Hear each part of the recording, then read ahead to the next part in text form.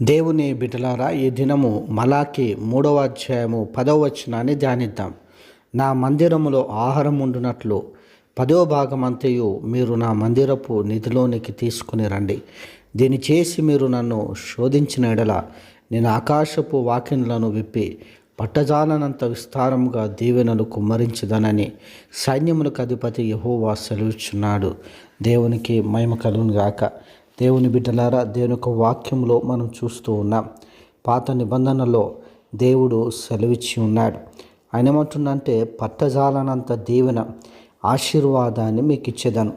అయితే మీరు సంపాదిస్తున్న 10వ భాగము దేవుని సన్నిధికి తీసుకురండి, దేవుని మందిరానికి తీసుకుని రండి అని వాక్యము సెలవిస్తూ ఉంది.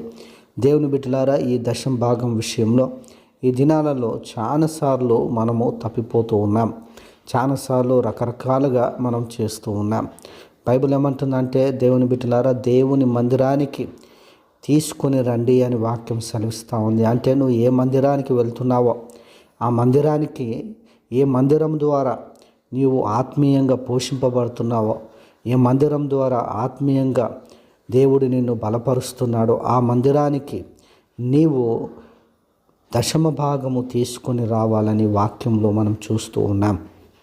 దేవుని బిడ్డలారా, ఈ దినము వేరే విధంగా వేరే ఆలోచనలతో పోతూ ఉన్నారు. అది కరెక్ట్ కాదు. దేవుని వాక్యం సెలవిస్తూ ఉంది, దేవుని మందిరానికి నువ్వు వెళ్తున్న దేవుని మందిరానికి ఖచ్చితముగా నువ్వు వెళ్తున్న చర్చికి దశమ భాగం తీసుకొని రావాలను. నూతన నిబంధనలో యేసు ప్రభు దశభాగం విషయం వచ్చినప్పుడు ఆయన ఏమంటాడంటే, అది మానక చేయవలసి ఉన్నది అని అంటాడు. అంటే దీనిని ఏం కొట్టివేయలేదు. దేవుని బిడ్డలారా, కంటిన్యూషన్ చేసినాడు. దేవుని యొక్క వాక్యంలో మనం చూస్తూ ఉన్నాం. దశమ భాగంతో పాటు కనికరము కూడా కలిగి ఉండాలని దేవుడు అక్కడ సెలవిస్తూ ఉంటాడు.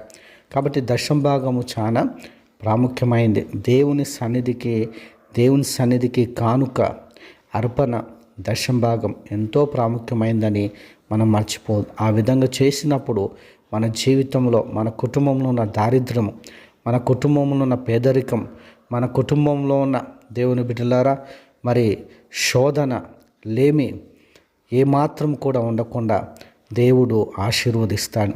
దేవుడు అట్టి కృప మనందరికీ అనుగ్రహించునుగాక. ఆమెన్.